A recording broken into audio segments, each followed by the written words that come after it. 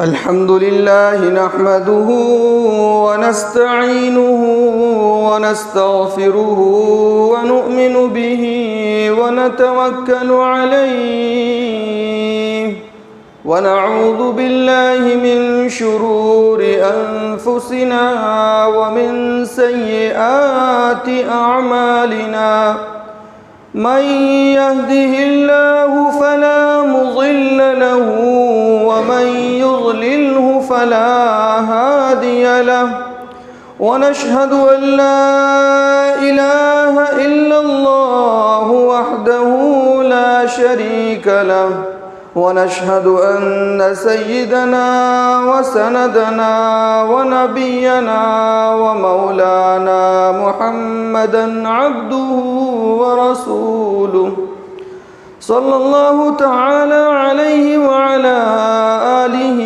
وأصحابه وأزواجه وذرياته وأهل بيته أجمعين.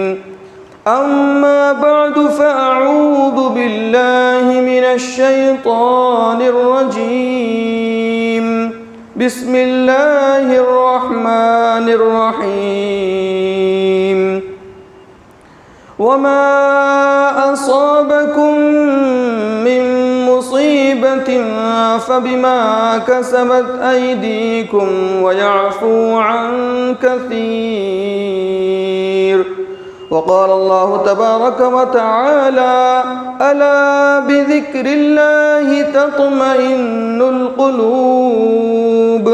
وقال الله تبارك وتعالى: ألا إن أولياء الله لا خوف عليهم ولا هم يحزنون الذين آمنوا وكانوا يتقون لهم البشرى في الحياة الدنيا وفي الآخرة لا تبديل لكلمات الله ذلك هو الفوز العظيم. وقال النبي صلى الله تعالى عليه وسلم: من لزم الاستغفار جعل الله له من كل ضيق مخرجا ومن كل هم فرجا ورزقه من حيث لا يحتسب. وقال النبي صلى الله عليه وسلم: إياك والمعصية فإن بالمعصية حل سخط الله. صدق الله ورسوله النبي الكريم ونحن على ذلك لمن الشاهدين والشاكرين والحمد لله رب العالمين. اللهم صل على سيدنا محمد وعلى آل سيدنا محمد وبارك وسلم.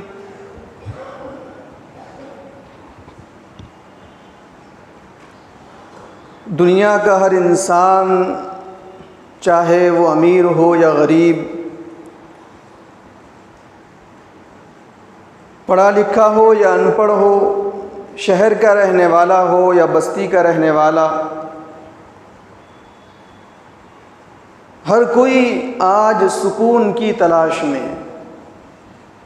ہر کوئی چاہتا ہے کہ مجھے کسی طرح سکون حاصل ہو جائے، اطمینان حاصل ہو جائے، راحت کی، سکون کی، اطمینان کی زندگی گزاروں. اب یہ الگ بات ہے کہ کسی نے اطمینان، چین، سکون حکومت کے عہدوں میں سمجھا، کسی نے اطمینان اور سکون کو بڑی بڑی بلڈنگوں میں اور بڑے بڑے مکانوں میں سمجھا، کسی نے بڑی ڈگریوں کے حاصل کرنے میں سمجھا، اور ہر کوئی مال دولت کمانے میں لگ گیا، کوئی بڑے مکانات بنانے میں لگ گیا، کوئی بڑی ڈگریاں حاصل کرنے میں لگ گیا، اور سب کا مقصد ایک ہے کہ کسی طرح ہمیں چین سکون نصیب ہو جائے، اطمینان مل جائے، سکون مل جائے. چنانچہ حضرت تھانوی رحمۃ اللہ علیہ فرماتے ہیں کہ میرے استاد ایک واقعہ مجھے سنایا کرتے تھے. کہ ایک شخص نے یہ دعا کی اللہ سے، یہ خواہش اس کے دل میں تھی کہ اے اللہ مجھے خضر علیہ السلام سے میری ملاقات کرا دے، اور اس کی ملاقات حضرت خضر علیہ السلام سے ہو گئی۔ تو خضر علیہ السلام سے ملاقات ہونے کے بعد میں اس آدمی نے حضرت خضر علیہ السلام سے یہ کہا کہ مجھے دنیا کی بڑی بڑی نعمتیں مل جائیں، آپ دعا کیجئے کہ مجھے بہت ساری دنیا کی کیا ہو جائے، دنیا کا مال و متاع مل جائے، پیسہ میرے پاس میں بہت آ جائے، سونا چاندی آ جائے، ہیرے جواہرات آ جائے، دنیا کی ہر چیز میرے پاس میں آ جائے اور میں سکون کی زندگی گزاروں۔ حضرت خضر علیہ السلام نے یہ اس سے کہا، فرمایا کہ دنیا داری، دنیا اور سکون دونوں ایک جگہ جمع نہیں ہو سکتے۔ دنیا داری میں سکون نہیں ہے۔ تو اس آدمی نے بہت اصرار کیا کہ نہیں، آپ میرے لیے دعا ہی کر دیں کہ مجھے کیا ہو جائے، دنیا کی بہت ساری چیزیں مل جائے، مال دولت مل جائے، آپ میرے لیے دعا کریں۔ تو حضرت خضر علیہ السلام نے اس سے یہ فرمایا کہ اچھا ایک کام کرو، تم تلاش کرو، تمہارے آس پاس میں جتنے لوگ رہتے ہیں تم تلاش کرو، اس میں جو تمہیں اچھا لگے، جو تم کو ایسا لگے کہ یہ بہت خوش ہے اور تمہیں اس جیسا بننا ہے، تو میں دعا کر دوں گا کہ اللہ تمہیں بھی اس کی طرح بنا دے۔ مثال کے طور پر ہمارے یہاں کوئی بڑا آدمی ہے، مالدار آدمی ہے، اب تم کیا کرو، اس کو دیکھو اور تم کہو کہ بھائی مجھے کیا ہو جائے، اس کے جیسا مال دولت، اس کے جیسا گھر بنگلہ گاڑی مل جائے، میں تمہارے لیے دعا کر دوں گا۔ اب وہ آدمی وہاں سے نکلا اور 3 دن کی مہلت اس کو دی۔ خضر علیہ السلام نے کہا کہ 3 دن تک تم تلاش کرو اور پھر مجھے آ کر بتانا کہ تمہیں کس کی طرح بننا ہے۔ وہ آدمی گھومنے لگا، اس کو دیکھنے لگا، تو دیکھا کہ ہر کوئی نہ کوئی مصیبت میں گھرا ہوا ہے، کوئی نہ کوئی پریشانی میں مبتلا ہے۔ کسی کے گھر جا رہا ہے، دیکھ رہا ہے مال دولت تو بہت دکھ رہی ہے لیکن پریشان نظر آ رہا ہے، کچھ نہ کچھ پریشانی ہے ہی۔ آخر میں اس کو ایک ایسے آدمی، اس کی نظر ایک ایسے آدمی پر پڑی کہ اس کے آس پاس میں بہت سارے خادم ہیں، بہت سارے نوکر چاکر ہے، گھر بھی اچھا بڑا بنا ہوا ہے، کاروبار بھی بہت ہے، جو جوہری ہے، جو جواہرات، ہیرے جواہرات کا کاروبار کرتا ہے۔ اس کے دل میں یہ لگا کہ ہاں یہ آدمی کیا ہے، بڑا خوش دکھ رہا ہے، بڑا اچھا دکھ رہا ہے، مال دولت بھی ہے، ساری چیزیں اس کے پاس ہے، میں خضر علیہ السلام سے یہ کہوں گا کہ مجھے اس جیسا بننا ہے۔ لیکن دل میں سوال پیدا ہوا کہ ذرا اس کے پاس جا کر دیکھنا تو چاہیے کہ واقعی یہ اوپر سے تو خوش نظر آ رہا ہے، کہیں ایسا نہ ہو کہ یہ اندرونی طور پر کوئی بیماری میں مبتلا ہو۔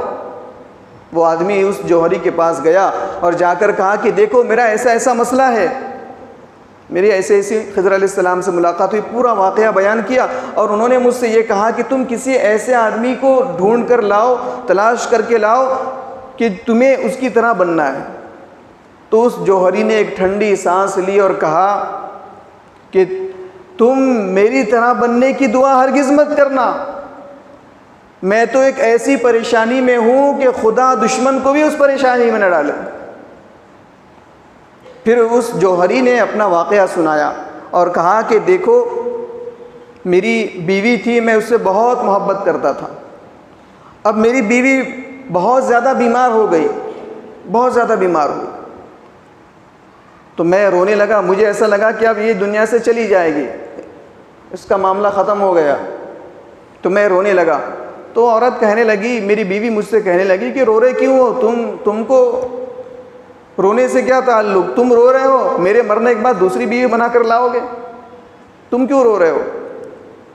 تو اس جوہری نے اپنی بیوی سے کہا کہ نہیں میں ایسا نہیں کروں گا، تمہارے مرنے کے بعد میں دوسری شادی نہیں کروں گا۔ تو عورت کہنے لگی بس رہنے دو، سبھی ایسی باتیں کرتے ہیں لیکن جب پہلی بیوی چلی جاتی ہے تو برابر دوسری بیوی لے آتے ہو۔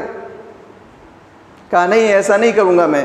اور پھر جب بیوی کو یقین نہیں ہوا تو میں نے اپنی بیوی کو یقین دلانے کے لیے کام کیا کہ میں نے اپنی پیشاب کی جگہ کو کاٹ دیا تاکہ میری بیوی کو کیا ہو جائے، یقین ہو جائے، کیونکہ میں اس کی محبت میں گرفتار تھا۔ آدمی محبت میں گرفتار ہو گیا تو محبت میں اگر پڑ جائے آدمی تو پھر کیا ہو جاتا ہے، اندھا ہو جاتا ہے، بہرا ہو جاتا ہے، سمجھ میں نہیں آتا کہ کیا کر رہا ہے۔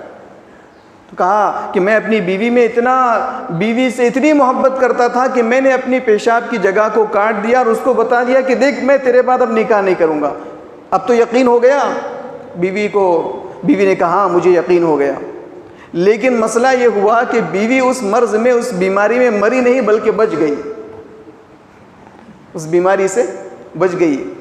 اب میں تو بالکل ناکارہ ہو چکا تھا، میں تو کسی کام کا نہیں تھا۔ اب میرے جو نوکر چاکر تھے، میری بیوی نے ان نوکروں چاکروں سے ساز باز کر لی، ان سے یاری دوستانہ کر لیا، اور جب تم کو یہ اولاد نظر آ رہی ہے میری نہیں ہے، یہ میرے نوکروں کی ہے، یہ سب میرے نوکروں کی ہے۔ اب میں لوگوں کے درمیان یہ بتا بھی نہیں سکتا کیونکہ میری بدنامی کا مجھے خطرہ ہے۔ اب یہ سب حرکت دیکھتا ہوں، میری بیوی میرے نوکروں کے ساتھ میں یہ کام کرتی ہے، لیکن کچھ کہہ نہیں سکتا۔ میں اتنی بڑی پریشانی سے گزر رہا ہوں، خدا نہ کرے کہ اس پریشانی میں کوئی دشمن بھی مبتلا ہو جائے۔ تو کہا کہ میری طرح ہرگز بننے کی دعا مت کرنا۔ وہ آدمی تیسرے دن حضرت خضر علیہ السلام کے پاس میں گیا تو خضر علیہ السلام نے پوچھا بتاؤ بھائی کیا بات ہے، کس جیسا بننا ہے؟ کوئی مالدار بننا ہے یا جوہری جیسا بننا ہے، کس جیسا بننا ہے؟ کہا نہیں مجھے تو جوہری جیسا بالکل نہیں بننا ہے۔ اور پھر کہا کہ بس آپ میرے لیے دعا کر دیں کہ اللہ مجھے اپنی محبت دے دے، دنیا داری میں سکون نہیں ہے۔ 3 دن تک دھننے کے بعد میں اس کو کوئی ایسا نہیں ملا جو کسی پریشانی میں مبتلا نہ ہو، کسی مصیبت میں گرفتار نہ ہو، یا کوئی بیماری اس کو نہ ہو، بلکہ ہر کوئی کسی نہ کسی پریشانی میں لگا ہوا ہے۔ تو دنیا کا ہر آدمی چاہتا ہے کہ سکون حاصل ہو جائے۔ اس سکون کو حاصل کرنے کے لیے کسی نے بڑے بڑے عہدوں کو حاصل کرنے کی کوشش کر رہا ہے انسان، کہ حکومت کا بڑا عہدہ مل جائے، سرکاری نوکری مل جائے۔ اسپین کا ایک بادشاہ عبد الرحمن اموی نام تھا اس کا، 50 سال تک اسپین پر اس نے حکومت کی، 50 سال اسپین کا بادشاہ بن کر زندگی گزاری۔ جب دنیا سے جا رہا تھا، آخری وقت تھا، تو لوگوں نے اس کے زبان سے ایک بات سنی۔ اس بادشاہ نے مرتے مرتے ایک بات کہی، لوگوں سے کہا کہ لوگوں دنیا داری میں سکون نہیں ہے، عہدے میں سکون نہیں ہے، بادشاہت میں سکون نہیں ہے۔ میں نے اپنی ساری زندگی میں صرف 14 دن سکون اور اطمینان کے گزارے، 14 دن کے علاوہ مجھے کبھی سکون حاصل نہیں ہوا، کبھی چین حاصل نہیں ہوا، کبھی اطمینان حاصل نہیں ہوا۔ صرف 14 دن میں نے اپنی پوری زندگی میں سکون کے گزارے۔ کوئی سمجھتا ہے کہ مال مل جائے آدمی کو، بہت سارا مال دولت مل جائے تو اس سے سکون مل جائے گا۔ آپ دیکھیں دنیا میں جتنے بڑے مالدار ہیں وہ سب سے زیادہ پریشان ہیں، نیند کی گولیاں کھا کر سونا پڑ رہا ہے، نیند نہیں آ رہی۔ حالانکہ ساری چیزیں آج سے 50 سال 100 سال پہلے چلے جاؤ، اتنے نرم بستر، اتنے اچھے کھانے، اور یہ ساری چیزیں آسائش اور آرام کی چیزیں کچھ نہیں تھا، لیکن وہ لوگ ہم سے زیادہ چین میں تھے۔ لیکن آج ساری چیزیں ہونے کے باوجود، ایئر کنڈیشنز روم ہونے کے باوجود، مہنگی کاریں گاڑیاں یہ ہونے کے باوجود، اور مہینوں کا سفر دنوں کے اندر طے ہو رہا ہے، گھنٹوں کے اندر طے ہو رہا ہے، ایسے ہوائی جہاز، ایسی چیزیں، اور ایسے فریج اور واشنگ مشین اور ایسی مشینریاں آج آ چکی ہیں، لیکن اس کے باوجود بھی انسان پریشان ہے۔ اسی طرح کسی نے یہ سمجھا، کسی کے دل میں یہ خیال آیا کہ انسان کی جنسی خواہش اگر پوری ہو جائے تو انسان کو اطمینان حاصل ہوتا ہے۔ چنانچہ یورپ میں زنا کو عام کر دیا گیا کہ جب چاہے، جہاں چاہے، جس سے چاہے زنا کر سکتے ہیں۔ لیکن اس کے باوجود بھی انہیں سکون حاصل نہیں ہوا۔ سب سے زیادہ اگر کوئی قابل رحم ہے تو وہ یورپ والے ہیں۔ ہر امریکہ میں، اس کے علاوہ اور ملکوں میں، ہر 13 منٹ میں ایک زنا بالجبر ہوتا ہے، ریپ ہوتا ہے، ہر 81 سیکنڈ میں کوئی ڈاکہ پڑتا ہے، ہر 3 منٹ میں کوئی نہ کوئی قتل ہوتا ہے۔ حالانکہ ہر چیز کی چھوٹ دے دی گئی، لیکن اس کے باوجود بھی ان کی زندگی قابل رحم ہے۔ انسان یہ سمجھ رہا ہے کہ مجھے اس میں سکون ملا، اس میں سکون، حالانکہ ان ساری چیزوں میں سکون نہیں ہے۔ آخر اللہ تعالیٰ کی طرف سے پکار آتی ہے، اللہ تعالیٰ اپنے بندے سے پکار کر کہتے ہیں، او میرے بندے، تو نے چین اور سکون دنیا داری میں سمجھا، تو نے مال دولت کے حاصل کرنے میں چین سکون سمجھا، تو نے بڑے بڑے عہدوں کو حاصل کرنے میں سکون سمجھا، حکومتی عہدوں کو حاصل کرنے میں چین اور سکون سمجھا، مگر تجھے سکون نہ ملا۔ مال دولت حاصل کر لیا، دولت کے انبار لگا دیے مگر تجھے سکون نہ ملا، تو نے جنسی خواہشات کو پورا کیا مگر تجھے سکون نہ ملا۔ او میرے بندے، اگر تو سکون چاہتا ہے، اطمینان چاہتا ہے، آ جا، میں تجھے بتاتا ہوں، سن لے، الا بذکر اللہ تطمئن القلوب۔ سکون اگر چاہتے ہو، اطمینان اگر چاہتے ہو، چین کی زندگی اگر گزارنا چاہتے ہو، اللہ تعالیٰ فرما رہے ہیں الا بذکر اللہ تطمئن القلوب، اللہ کی یاد کے علاوہ تمہیں چین اور سکون کہیں نہیں مل سکتا۔ سکون چاہتے ہو، اطمینان چاہتے ہو تو آ جاؤ، میرے دربار میں آ جاؤ، میری یاد کرنے لگ جاؤ، میرا نام لینے لگ جاؤ، تمہیں اطمینان ملے گا، تمہیں سکون ملے گا، تمہیں چین حاصل ہوگا۔ ذکر کا مطلب کیا ہے؟ سوال یہ پیدا ہوتا ہے کہ ذکر کیا ہے؟ یوں تو تلاوت کرنا بھی ذکر ہے، قرآن کی تلاوت کرنا بھی ذکر ہے، نماز پڑھنا بھی ذکر ہے، اللہ اللہ کہنا بھی ذکر ہے، یہ ساری عبادتیں ذکر ہے، لیکن ذکر کا مطلب یہ ہے، ذکر کا جو اصل مفہوم ہے کہ اللہ کی معیت کا ہمیں استحضار ہو جائے، ہمیں یہ خیال ہو کہ ہر وقت میرا اللہ مجھے دیکھ رہا ہے۔ جب یہ خیال دل میں پیدا ہو جائے گا کہ میں کہیں بھی رہوں گا میرا اللہ مجھے دیکھ رہا ہے، تو آدمی گناہوں سے بچے گا، گناہ کرنے کی اس کی ہمت نہیں ہوگی۔ گناہ کے قریب اگر پھٹکے گا تو دل پکار کر کہے گا کہ تیرا خالق اور مالک تجھے دیکھ رہا ہے۔ ذکر صرف اللہ اللہ کہنے کا نام نہیں ہے، ذکر کا اصل مفہوم یہ ہے کہ اللہ کی معیت کا استحضار ہو جائے، یہ یقین دل میں بیٹھ جائے کہ ہر وقت میرا اللہ مجھے دیکھ رہا ہے۔ جب آدمی کا یقین یہ بن جائے گا، کیونکہ اللہ تو ہر وقت مجھے دیکھ رہا ہے، لیکن ہر وقت یہ خیال رہے گا تو گناہ کرنے سے پہلے آدمی سوچے گا کہ ارے اللہ مجھے دیکھ رہا ہے۔ دنیا کا کوئی آدمی اگر ہم کو گناہ کرتے ہوئے دیکھ رہا ہے تو آدمی گناہ نہیں کرتا۔ معمولی کوئی دنیا کا آدمی ہو، بڑا افسر ہو، پولیس والا ہو، یا کوئی بھی ہو، یا والدین، ہمارے ماں باپ اگر ہمیں دیکھے گناہ کرتے ہوئے تو آدمی گناہ نہیں کرے گا، گناہ کا ارادہ ختم کر دے گا۔ تو جو مالک الملک ہے، جو قہار ہے، جو جبار ہے، جو ہمیں پیدا کرنے والا ہے، اگر ہمیں یہ خیال ہوگا کہ میرا اللہ مجھے دیکھ رہا ہے تو پھر گناہ کا خیال دل سے نکل جائے گا۔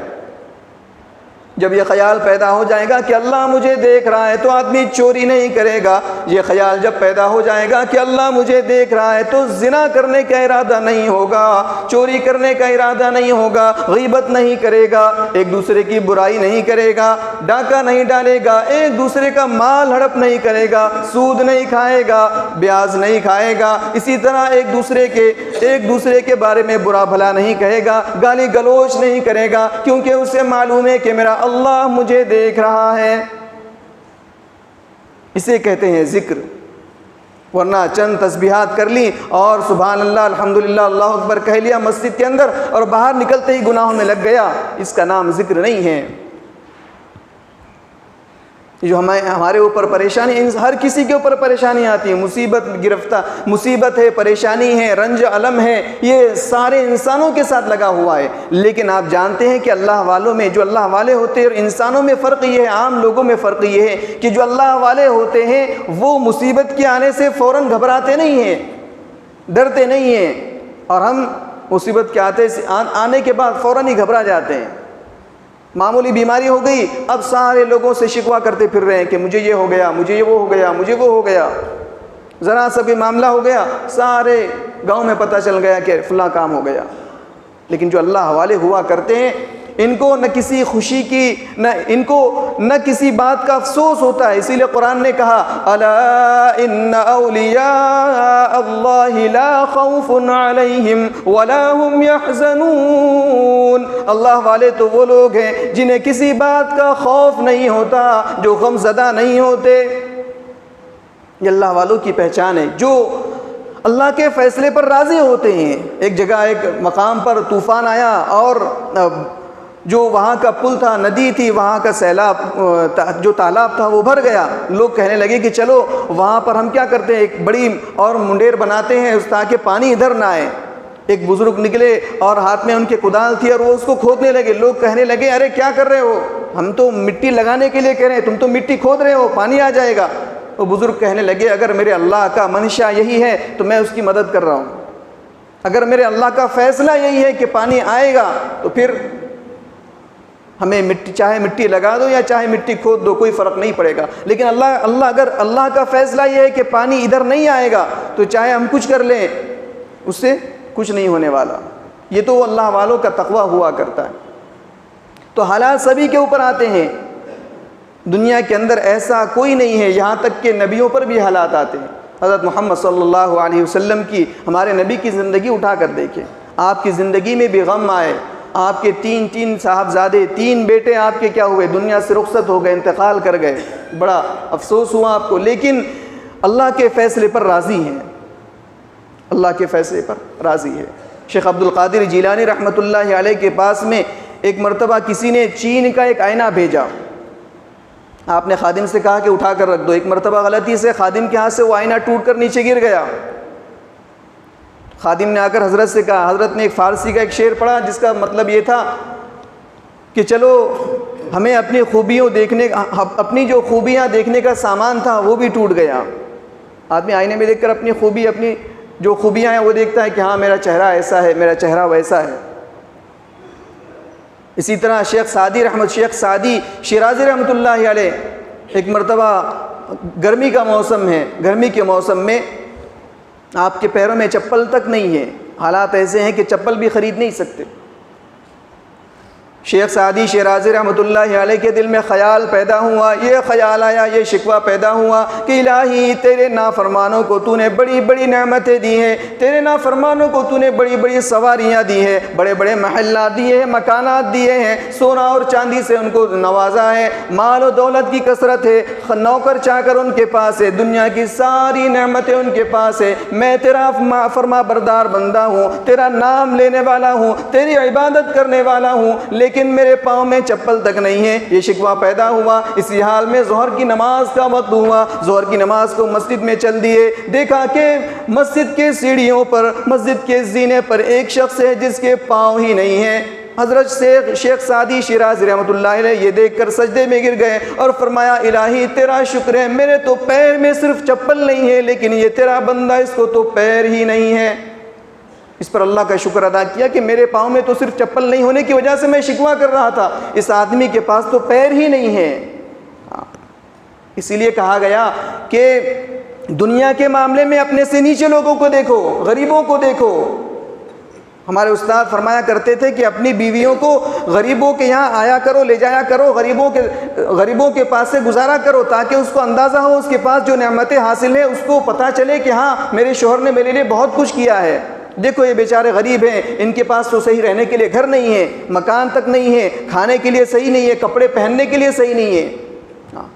دنیا کے معاملے میں اپنے سے نیچے لوگوں کو دیکھنا اور دین کے معاملے میں اپنے سے اوپر لوگوں کو دیکھنا. آج ہمارا معاملہ تو الٹا ہو گیا. ہم کیا کہتے ہیں, ارے میں تو چلو 3 وقت کی نماز پڑھتا ہوں, بولے وہ تو ایک بھی ٹائم کی نماز نہیں پڑھتا. دین کے معاملے میں کس کو دیکھ رہے ہیں, اپنے سے نیچے لوگوں کو. تو دین کے معاملے میں اپنے سے اوپر لوگوں کو دیکھنا ہے. اگر ہم 5 وقت کی نماز پڑھتے ہیں تو ہم سے زیادہ نماز پڑھنے والا جو تہجد گزار ہے اس کو دیکھنا چاہیے کہ یار یہ تو بندہ مجھ سے اچھا ہے, یہ تہجد بھی پڑھ رہا ہے, اس کی نمازیں بھی پوری ہو رہی ہے, یہ تو لوگوں کے ساتھ اچھا سلوک بھی کر رہا ہے. اور دنیا کے معاملے میں اپنے سے نیچے لوگوں کو دیکھنا. حضرت عمر رضی اللہ عنہ اور آپ کے ساتھ میں آپ کے کچھ ساتھی ایک جگہ سے گزر رہے تھے. دیکھا وہاں پر ایک شخص ہے, ایک آدمی ہے جو آنکھوں سے اندھا ہے, کانوں سے بہرا ہے, اس کے ہاتھ پیروں سے اپاہج ہے, لنگڑا لولا ہے, اور اس کے بدن پر کوڑ کی بیماری ہے, بدن پر کوڑ کی بیماری ہے. حضرت عمر رضی اللہ عنہ نے اپنے ساتھیوں سے کہا کہ کیا اس سے بھی اللہ نعمتوں کے بارے میں سوال کریں گے؟ یعنی اس کے پاس میں بظاہر تو کوئی نعمت نظر نہیں آ رہی, نہ آنکھ ہے, نہ کان ہے, نہ پیر ہے, اور چمڑی بھی صحیح نہیں ہے, اس کے اوپر بھی کوڑ کی بیماری ہے. تو آپ کے جو ساتھی تھے آپ کے ساتھ میں, انہوں نے کہا کہ حضرت اس کے پاس میں تو کچھ ہی نظر نہیں آ رہا, اس سے نعمتوں کے بارے میں کیا سوال ہوگا؟ حالانکہ اللہ فرما رہے ہیں ثم لتسألن یومئذ عن النعیم, نعمتوں کے بارے میں اللہ ضرور تم سے سوال کرے گا. حضرت عمر رضی اللہ عنہ نے کہا نہیں، بالکل تم نے غلط بات کہی ہے، اس سے بھی اللہ نعمتوں کے بارے میں سوال کریں گے۔ کیا اس کے پاس میں منہ نہیں ہے جس سے کھانا کھا رہا ہے؟ کیا اس کے پاس میں اللہ تبارک و تعالیٰ نے پیشاب کو نکالنے کے لیے جو اس کو عضو دیا ہے، کیا وہ صحیح سلامت نہیں ہے کہ پیشاب اور پاخانہ صحیح طریقے سے نکل رہا ہے؟ کیا اس کی ناک صحیح نہیں ہے کہ جس کے ذریعے سے سانس لے رہا ہے؟ اگر اللہ اس کا کھانا بند کر دے، کھانے کا راستہ بند کر دے تو بتاؤ کیا ہو جائے؟ اگر پیشاب اور پاخانے کا راستہ بند ہو جائے تو بتاؤ یہ کیا کرے؟ کیا یہ اللہ کی نعمت نہیں ہے؟ بے شک اللہ کی نعمت ہے، اللہ تبارک و تعالیٰ اس سے بھی سوال کریں گے۔ تو میرے بھائیو، اللہ نے جو نعمتیں دی ہے اس کی شکر گزاری ہو۔ اور نعمتوں کی شکر گزاری کب ہوگی؟ جب آدمی دنیا کے معاملے میں نیچے لوگوں کو دیکھے گا۔ اگر ہم چاہتے ہیں کہ ہمیں سکون اور اطمینان حاصل ہو، ہم زندگی اطمینان کی گزاریں، تو ہمیں چاہیے کہ ہم اللہ کی نعمتوں کا شکر ادا کریں، اللہ کی معیت کا استحضار ہو، اللہ کا ذکر ہمیں نصیب ہو جائے۔ اور ذکر کے بارے میں کہا گیا، ذکر صرف اللہ اللہ کہنے کا نام نہیں، یہ بھی ذکر ہے، لیکن ذکر کا مطلب یہ ہے کہ ہر وقت ہمیں یہ یاد رہے کہ میرا اللہ مجھے دیکھ رہا ہے، گناہوں سے اپنے آپ کو بچائے۔ جب تک ہم گناہ نہیں چھوڑیں گے اس وقت تک ہم اللہ کی نعمتوں کا شکر کیسے ادا کریں گے؟ نادر شاہ کے زمانے میں کسی نے کہا کہ ہمارے جو گناہ ہیں وہ ہمیں نادر شاہ کی شکل میں ہم کو ستا رہے ہیں۔ ایک عربی کا مقولہ ہے، اعمالکم عمالکم، تمہارے اعمال تمہارے حاکم ہیں، تمہارے بادشاہ ہیں، تمہارے پردھان منتری ہیں۔ تمہارے اعمال صحیح ہوں گے تو تمہارا حاکم بھی صحیح ہوگا، اور تمہارے اعمال غلط ہوں گے تو تمہارے حاکم بھی غلط اور تمہارے حاکم بھی ظالم ہوں گے۔ اگر ہم چاہتے ہیں کہ ہمارے حالات صحیح ہو جائیں تو اس کے لیے اعمال کو صحیح کرنا ہوگا۔ اعمال صحیح ہوں گے تو ہمارے اوپر جو حکومت کرنے والے ہیں وہ لوگ بھی صحیح ہو جائیں گے۔ حضرت موسیٰ علیہ السلام نے اللہ سے عرض کیا کہ باری تعالیٰ، آپ کی ناراضگی کی علامت کیا ہے؟ آپ کب ناراض ہوتے ہیں؟ آپ کب ناراض ہوتے ہیں؟ تو اللہ تبارک و تعالیٰ نے کہا، میری ناراضگی کی علامت یہ ہے کہ جب لوگوں کے پھل اور لوگوں کا اناج اور غلہ پک کر تیار ہو جائے، کاٹنے کے قریب ہو جائے، اس وقت میں بارش کو بھیج دیتا ہوں تاکہ ان کی جو فصل ہے وہ تباہ و برباد ہو جائے۔ جب بارش کا موسم ہو، جب بارش کی ضرورت ہو، اس وقت میں بارش نہیں بھیجتا۔ اسی طرح حکومت ایسے نااہلوں کے ہاتھ میں دے دیتا ہوں کہ جو ان کے ماتحتوں پر، ان کے لوگوں پر ظلم کرے۔ کہا کہ یہ میری نافرمانی۔ اور مال ایسے لوگوں کو دے دیتا ہوں جو کنجوس ہو، بخیل ہو، نہ خود پر خرچ کرے نہ دوسروں پر خرچ کرے، بلکہ جمع کر کے رکھ رہا ہے، کہ کنجوس اور بخیل لوگوں کے ہاتھوں میں مال دے دیتا ہوں۔ اور کہا کہ آپ جب خوش ہوتے ہیں، آپ کی خوشی کی علامت کیا ہے کہ آپ راضی ہیں؟ کہا کہ میں اگر خوش ہوتا ہوں تو حکومت جو اہل ہے، حکومت کے اہل ہے، ان لوگوں کو حکومت دیتا ہوں، مال ایسے لوگوں کو دیتا ہوں جو سخاوت کرنے والے ہوں۔ بارش کے موسم میں ہوگی، موسم کے تبدیلی کے وقت ہوگی، یہ میری خوشی کی علامت ہے۔ تو میرے بھائیوں، حالات اس وقت بھی خراب ہیں، ہم حالات کا رونا تو روتے ہیں، لیکن کبھی اکیلے میں بیٹھ کر، تنہائی میں بیٹھ کر ہم نے یہ غور نہیں کیا کہ ہمارے اعمال کیسے ہیں، ہمارے اعمال کیسے ہیں۔ اگر ہم چاہتے ہیں کہ ہمارے حالات صحیح ہو جائیں، ہمارے حالات بن جائیں، اس کے لیے ہمارے اعمال کو درست کرنا ہوگا۔ اللہ تعالیٰ فرماتے ہیں، ان اللہ لا یغیر ما بقوم حتی یغیروا ما بانفسہم۔ تمہارے اعمال جب تک درست نہیں ہوں گے، تمہارے اعمال جب تک صحیح نہیں ہوں گے، حالات اس وقت تک نہیں بدلیں گے۔ وما اصابکم من مصیبت فبما کسبت ایدیکم ویعفو عن کثیر۔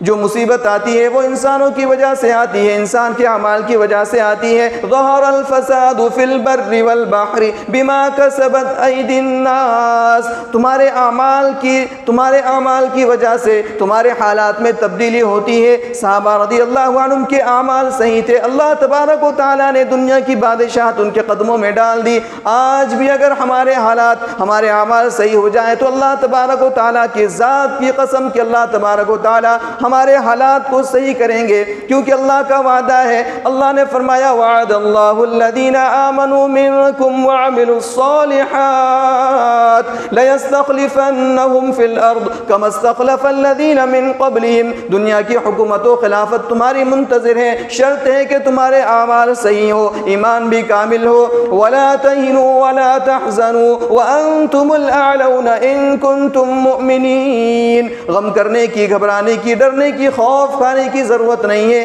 اللہ کی فرما برداری اگر تم کرتے رہو گے تو اللہ تبارک و تعالی حکومت بھی دیں گے، بادشاہت بھی دیں گے، دنیا تمہاری ماتحت ہوگی۔ لیکن اللہ کی شرط ہے کہ ہمارے ایمان کے ساتھ اعمال صحیح ہوں۔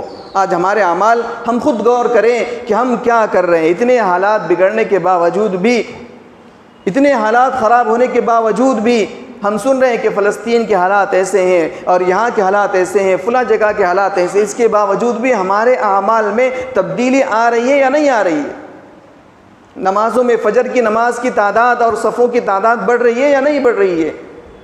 صرف دعائیں کرنے سے کام نہیں ہوگا۔ ہم دعا کر دیں جمعہ کے اندر، جمعہ کی نماز کے بعد میں، اور اسی طرح فجر میں قنوت نازلہ پڑھ دیں، اور چاہے کچھ بھی کر لیں، لیکن جب تک ہماری مجموعی اعتبار سے مسلمانوں کی حالت نہیں بدلے گی، اپنے اعمال نہیں بدلیں گے، اس وقت تک اللہ کی مدد نہیں آ سکتی۔ صرف دعا کرنے سے اور رو رو کر اللہ کے سامنے دعائیں مانگنے سے اور پھر وہی کام کرنے سے یہ حقیقی توبہ نہیں ہے۔ توبہ تو نام اس کا ہے کہ جو کام ہو گیا ہو گیا، آئندہ وہ کام نہ ہو، آئندہ وہ گناہ نہ ہو، وہ سچی پکی توبہ ہے۔ ہم تو اللہ کے سامنے توبہ کرتے ہیں گویا کہ ہم اپنی توبہ کا کھلواڑ کر رہے ہیں، توبہ کر رہے ہیں لیکن پھر وہی جا کر وہی گناہ کر رہے ہیں، وہی کام کر رہے ہیں۔